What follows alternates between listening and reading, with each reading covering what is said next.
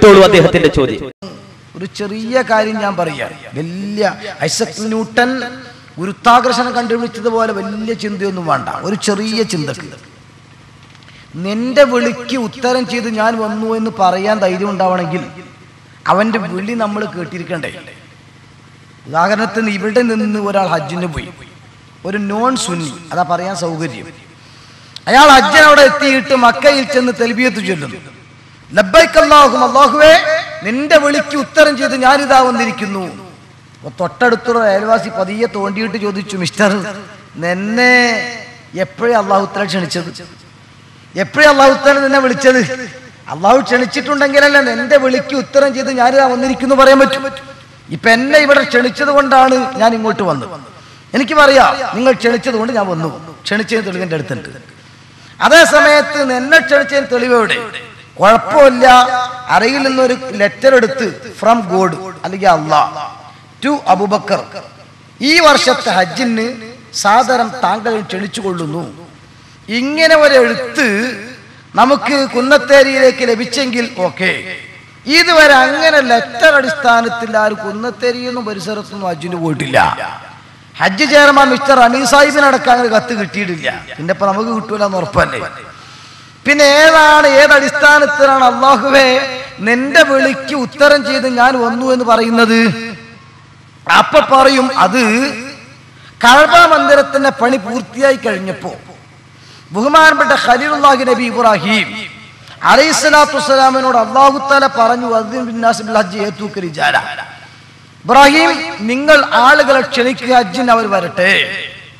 അങ്ങനെ ഇബ്രാഹിം നബി അലൈഹിസ്സലാത്തു വസ്സലാം അന്ന് മക്കത്ത് വെച്ച് വിളിച്ചു ഹജ്ജിന്. ആ വിളി കേട്ടുകൊണ്ടാണ് ഞങ്ങളൊക്കെ അവിടെ ഉത്തരം ചെയ്തുകൊണ്ടെത്തുന്നത്. സുന്നിയും നോൺ സുന്നിയും. നോൺ സുന്നി എന്ന് പറഞ്ഞാൽ സൗകര്യത്തിന് ഞാൻ പറയാം, സമയം ചുരുക്കം കിട്ടാൻ. മുജാഹിദും ജമാഅത്തും തബ്ലീഗും ഖാദിയാനി റാഫിദി മുഅ്തസിലി അടക്കം ആരൊക്കെ പോകുന്നു എല്ലാവരും ഇബ്രാഹിം നബി അലൈഹി സ്വലാത്തു വസ്സലാം വിളിച്ചതാണ്. ഓഹോ, അവിടെ 2-3 സംശയങ്ങൾ. ഇബ്രാഹിം നബി അലൈഹി സ്വലാത്തു വസ്സലാമാണ് വിളിച്ചതെങ്കിൽ ഉത്തരം ചെയ്യേണ്ടത് ഇബ്രാഹിം നബിക്കാണല്ലോ, അള്ളാഹുവിനല്ലല്ലോ. കണ്ണിൽ പൊടി പോയാൽ ചെവിയിലാണോ ഊതാറുള്ളത്? അല്ലല്ലോ. ഇബ്രാഹിം നബി അലൈഹി സ്വലാത്തു വസ്സലാം ആണ് വിളിച്ചതെങ്കിൽ ഈ തൽബിയത്തിന്റെ പദം ഒന്ന് മാറ്റണം. എന്തേ? സ്വഹാബത്തിനോട് അറബിയിൽ നബി കുത്തുബോധി അറബികളായതുകൊണ്ട് മലയാളത്തിൽ വന്നപ്പോഴേക്ക് അതൊരു മലയാളത്തിലേക്ക് മാറ്റണം. എങ്കിൽ ഇവിടെ ഒന്ന് മാറ്റി കൊടുക്കാം.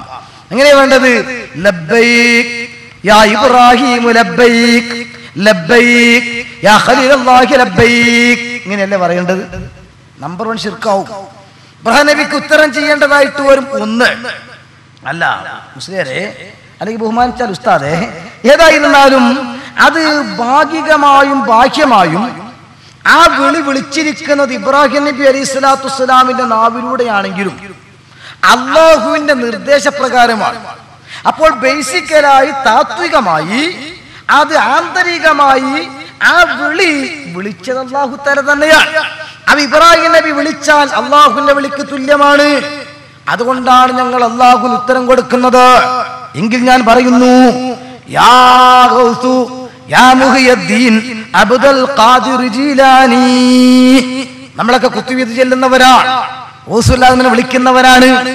ആ വിളി ബാഹ്യമായി ഗൗസുല്ലാഹിനെയാണെങ്കിലും ഭാഗികമായി മൊയ്തീൻ ശൈഖിന്റെ പേരാണെങ്കിലും അതൊരു ദിക്ർ എന്ന രീതിയിൽ അല്ലാഹു ഇഷ്ടപ്പെട്ട മഹാന്റെ പേര് ഉദ്കുർ അഹബ്ബന്നാസി ഇലൈക. കാലിന് വിഷമം വന്നപ്പോൾ മുത്തബിഉസ്സുന്ന ഇബ്നു ഉമർ റളിയല്ലാഹു തആല അൻഹുവിന്റെ മാതൃക, ഏറ്റവും ഇഷ്ടപ്പെട്ട വ്യക്തികളെ വിളിക്കുക. അത് പേര് വിളിക്കാനാണെങ്കിലും താത്വികമായി ആന്തരികമായി അല്ലാഹുവിനുള്ള വിളിയാണ്. അതുകൊണ്ടാണ് 1000 പ്രാവശ്യം വിളിക്കുമ്പോൾ ഒരു 300 ചില്ലറ കഴിയുന്ന സമയത്ത് പതിയെ കൈയടിച്ച് ശബ്ദമുണ്ടാക്കി ഇലാഹി അന്ത മഖ്സൂദി വരിളാക മത്ലൂബി. ഇത് ശിർക്കാണ് എന്ന് പറയുന്ന ആളുകൾക്ക് ലബ്ബൈക ചൊല്ലാൻ കഴിയില്ല. ഒന്ന് അതാണ്. എന്ത്? ഇത് ശിർക്കാണെന്ന് പറഞ്ഞാൽ യാ ഗൗസ് യാ മുഹീദ്ദീൻ അബ്ദുൽ ഖാദിർ ജീലാനി എന്ന് വിളിക്കുന്നത് ശിർക്കാണ് എന്ന് പറഞ്ഞാൽ അവന് പിന്നെ ലബ്ബൈക ചൊല്ലാൻ കഴിയില്ല. എന്തേ കാരണം? കാരണം മൂപ്പർ വിശദീകരിച്ചു. പൊടി പോയത് കണ്ണിലാണ്, പക്ഷെ ഊതിയത് ചെവിയിലാണ്. ഊതിയത് ചെവിയിലാണ്. അദ്ദേഹം തന്നെ വിശദീകരിക്കുന്നുണ്ട് അതിനിടക്ക്. ഇബ്രാഹിം നബി വിളിച്ചു, പക്ഷേ ഉത്തരം നൽകുന്നത് യാ ഇബ്രാഹിം എന്നല്ല, ലബ്ബൈക യാ ഇബ്രാഹിം എന്നല്ല. അങ്ങനെയായിരുന്നെങ്കിൽ നിങ്ങൾക്കത് തെളിവാക്കാമായിരുന്നു. ഓ ഇബ്രാഹിം നബിയെ, നൂറ്റാണ്ടുകൾക്ക് മുമ്പ് മരണപ്പെട്ട ഇബ്രാഹിം നബിയെ, നൂറ്റാണ്ടുകൾക്ക് മുമ്പ് നിങ്ങൾ വിളിച്ചിരുന്നല്ലോ, ഞങ്ങളിതാ വന്നിരിക്കുന്നു, ലബ്ബൈക യാ ഇബ്രാഹിം ലബ്ബൈക്. ഓ ഇബ്രാഹിം, അങ്ങക്ക് ഉത്തരം നൽകി ഞങ്ങളിതാ വന്നിരിക്കുന്നു എന്ന് പറയാമായിരുന്നു.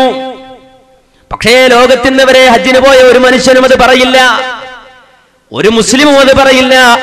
നേരെ മറിച്ച് മുസ്ലിങ്ങളെല്ലാം പറയുന്നത് ലബ്ബൈക് അല്ലാഹുമ്മ ലബ്ബൈക് ലബ്ബൈക ലാ ശരീക ലക ലബ്ബൈക് ഇന്നൽ ഹംദ വന്നിഅമത ലക് വൽ മുൽക ലാ ശരീക ലക് ലബ്ബൈക അല്ലാഹുമ്മ ലബ്ബൈക്. അല്ലാഹുവേ, ഞങ്ങൾക്ക് ഉത്തരം നൽകാനുള്ളത് നിന്നോടാണ്, നിന്നോടാണ് ഞങ്ങൾക്ക് ഉത്തരം നൽകാനുള്ളത്. ലബ്ബൈക് അല്ലാഹുമ്മ, അല്ലാഹുവേ നിന്റെ വിളിക്ക് ഞങ്ങൾ ഉത്തരം നൽകിയിരിക്കുന്നു. ലബ്ബൈക്, നിന്റെ വിളിക്ക് ഞങ്ങൾ ഉത്തരം നൽകിയിരിക്കുന്നു. ലാ ശരീക ലക ലബ്ബൈക്, നിനക്ക് യാതൊരുവിധ പങ്കുകാരുമില്ല നാഥാ. നിന്നോടൊപ്പം പ്രാർത്ഥിക്കപ്പെടാൻ, നിന്നോടൊപ്പം ആരാധിക്കപ്പെടാൻ, നിന്നോടൊപ്പം സത്യം ചെയ്യപ്പെടാൻ, നിന്നോടൊപ്പം തവക്കുലാക്കാൻ വേറെ ഒരാളുമില്ല നാഥാ, വേറെ ഒരു ശക്തിയുമില്ല നാഥാ. ലാ ശരീക ലക ലബ്ബൈക്, നിനക്ക് യാതൊരുവിധ പങ്കുകാരുമില്ല. നിന്റെ വിളിക്ക് ഞങ്ങൾ ഇതാ ഉത്തരം നൽകിയിരിക്കുന്നു. ഇന്നൽ ഹംദ വന്നിഅമത ലക്, നാഥാ എല്ലാ സ്തുതികളും എല്ലാ നിഅമത്തുകളും നിനക്കുള്ളതാണ്. വൽ മുൽക്ക്, എല്ലാ ആധിപത്യവും നിനക്കാണ്. ലാ ശരീക ലക്, നിനക്കൊരു പങ്കുകാരുമില്ല നാഥാ എന്ന തൗഹീദിന്റെ പ്രഖ്യാപനമാണ് ആ വിശുദ്ധമായ കഅബാലയത്തിന്റെ ആ മണ്ണിൽ വിശുദ്ധമായ മക്കയിൽ ഉറക്കെ ഉറക്കെ കേൾക്കുന്നത്. ഉറക്കെ ഉറക്കെ ആ ശബ്ദമാണ് കേൾക്കുന്നത്. എന്നാൽ മുസ്ലിയാരുടെ വ്യാഖ്യാനിക്കുകയാണല്ലോ, ആ ലബ്ബൈക് അല്ലാഹുമ്മ ലബ്ബൈക് എന്ന് വിളിക്കേണ്ട മനുഷ്യൻ, എന്ന് പറയേണ്ട മനുഷ്യൻ, അത് പറയുമ്പോൾ ഏതെന്നാണോ പറയുന്നത് ആ അർത്ഥത്തിലാണ് യാ ഗൗസ് യാ മുഹീദ്ദീൻ അബ്ദുൽ ഖാദർ ജീലാനി എന്ന് പറയുന്നത്. കാരണം എന്താണ്? യാ ഗൗസ് യാ മുഹീദ്ദീൻ അബ്ദുൽ ഖാദർ ജീലാനി എന്ന് പറയുമ്പോൾ ആ പറച്ചിൽ കൊണ്ട് അർത്ഥമാക്കുന്നത് അള്ളാഹുവിനോടുള്ള വിളി തന്നെയാണ് എന്നാണ്. എന്ന് പറഞ്ഞാൽ യാ ശൈഖ് യാ മുഹീദ്ദീൻ അബ്ദുൽ ഖാദർ ജീലാനി എന്ന് പറഞ്ഞാൽ അതിന്റെ അർത്ഥം യാ അല്ലാഹ്, ഓ അല്ലാഹ്, നിന്നെയാണ് ഞങ്ങൾ വിളിക്കുന്നത്, നിന്നെയാണ് ഞങ്ങൾ വിളിക്കുന്നത്. എന്നാൽ മാന്യ സുഹൃത്തുക്കളെ, അള്ളാഹുവിന് അങ്ങനെ ഒരു പേരില്ല. യാ മുഹീദ്ദീൻ അബ്ദുൽ ഖാദർ ജീലാനി എന്ന് വിളിക്കുമ്പോ മുഹീദ്ദീൻ അബ്ദുൽ ഖാദർ ജീലാനി എന്നൊരു പേര് അല്ലാഹ്ക്കില്ല. വലില്ലാഹിൽ അസ്മാഉൽ ഹുസ്ന ഫദ്ഉഹു ബിഹാ, അള്ളാഹുവിന് വിശിഷ്ട നാമങ്ങളുണ്ട്, ആ നാമങ്ങൾ കൊണ്ട് അവനെ വിളിച്ചോളൂ എന്നാണ് ഖുർആൻ പറയുന്നത്. എന്നാൽ ഇവിടെ അങ്ങനെയല്ല, അള്ളാഹിനെ വിളിക്കുകയാണ്. പക്ഷേ ഞങ്ങൾ വിളിക്കുക യാ ശൈഖ് യാ മുഹീദ്ദീൻ അബ്ദുൽ ഖാദർ ജീലാനി എന്നായിരിക്കും. അതിന് തെളിവോ ലബ്ബൈക് അല്ലാഹുമ്മ ലബ്ബൈക്, അല്ലാഹുവേ നിന്റെ വിളിക്ക് ഞങ്ങൾ ഉത്തരം നൽകിയിരിക്കുന്നു. ഇതെന്ത് വിരോധാഭാസാണ്? ഇത് കേട്ടിരുന്നല്ലോ ജനം, ഇത് കേട്ടിരുന്നല്ലോ ആളുകള്, ഇത് കേട്ടിട്ട് തക്ബീർ വിളിച്ചല്ലോ. അല്ലാഹുമ്മ, അല്ലാഹുവേ എന്ന് വിളിച്ചാൽ ലബ്ബൈക് അല്ലാഹുമ്മ, അല്ലാഹുവേ നിന്റെ വിളിക്കുത്തരം നൽകി എന്ന് പറഞ്ഞാൽ യാ ശൈഖ് യാ മുഹീദ്ദീൻ അബ്ദുൽ ഖാദർ ജീലാനി, അതാണ് അതിന്റെ അർത്ഥം.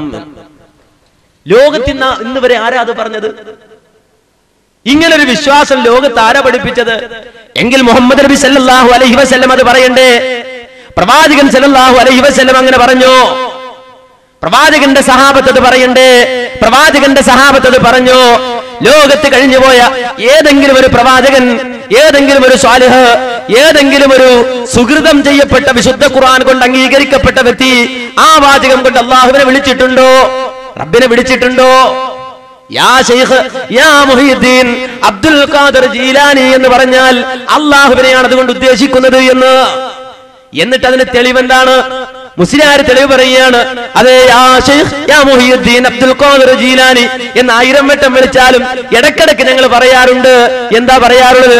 ഇലാഹി അംദ മഖ്സൂദി വരിലാക മത്ലൂബി, ഇത് ഞങ്ങൾ ഇടക്ക് പറയാറുണ്ട് എന്ന് പറഞ്ഞാൽ ഞങ്ങൾ ഇടക്ക് കളിയാക്കാറുണ്ട്.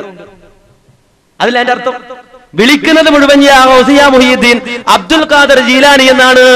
പക്ഷെ ഇടക്കിടക്ക് പഠിച്ചോണ്ടോ ഇലാഹി അന്ത മഖ്സൂദി വരിലാക മത്ലൂബി എന്ന് വെച്ചാൽ രണ്ടാളെ ഞങ്ങൾ കളിയാക്കുകയാണ്. രണ്ടാലൊരാൾ, ഒന്നില്ലെങ്കിൽ മുഹീദ്ദീൻ ഞങ്ങൾ കളിയാക്കുകയാണ്, അല്ലെങ്കിൽ നിന്നെ ഞങ്ങൾ കളിയാക്കുകയാണ്. അങ്ങനല്ലേ വാചകം? അതല്ലാതെ ഇടക്കിടക്ക് ലാ ഇലാഹ ഇല്ലല്ലാ എന്ന് പറയാ, എന്നിട്ട് കുറെ നേരം ശരണമയ്യപ്പ സ്വാമി ശരണമയ്യപ്പ എന്ന് ഇടക്കിടക്ക് ലാ ഇലാഹ ഇല്ലല്ലാ എന്നിങ്ങനെ പറയാ. എന്നിട്ട് പറയാ, കണ്ടോ ഞങ്ങൾ ശരണമയ്യപ്പ എന്നാണ് പറയുന്നതെങ്കിലും ഇടക്കിടക്ക് ലാ ഇലാഹ ഇല്ലല്ലാ ലാ ഇലാഹ ഇല്ലല്ലാ എന്ന് പറഞ്ഞില്ലേ? അപ്പോ ഞങ്ങൾ ശരണമയ്യപ്പ എന്ന് പറയുന്നതിന്റെ അർത്ഥം ലാ ഇലാഹ ഇല്ലല്ലാ എന്നാണ്. അങ്ങനെ ആക്കാൻ പറ്റുമോ? അങ്ങനെ ആക്കാൻ പറ്റുമോ? എന്ത് വിഡ്ഢിത്തമാണ് ഇവിടെ പുലമ്പുന്നത്? എന്നിട്ട് തൗഹീദിന്റെ വാഹകരായ, തൗഹീദിന്റെ പ്രയോക്താക്കളായ, തൗഹീദിന്റെ പ്രചാരകരായ ആളുകള് ഹജ്ജിന്റെ മണ്ണിൽ ഒരുമിച്ച് കൂടുന്ന ഹാജിമാര്, ആ ഹാജിമാർ സർവ്വതും റബ്ബിൽ തവക്കുലാക്കി അല്ലാഹുവിൽ പ്രതീക്ഷയർപ്പിച്ചിട്ട് ലബ്ബൈക അല്ലാഹുമ്മ ലബ്ബൈക ലബ്ബൈക ലാ ശരീക ലക് ഇന്നൽ ഹംദ വന്നിഅമത ലക് വൽ മുൽക ലാ ശരീക ലക് എന്ന തൽബിയത്തിന്റെ വാചകം ഉച്ചരിക്കുമ്പോൾ മുസ്ലിയാർ പറയുകയാണ് അത് ശിർക്കിനുള്ള തെളിവാണ്.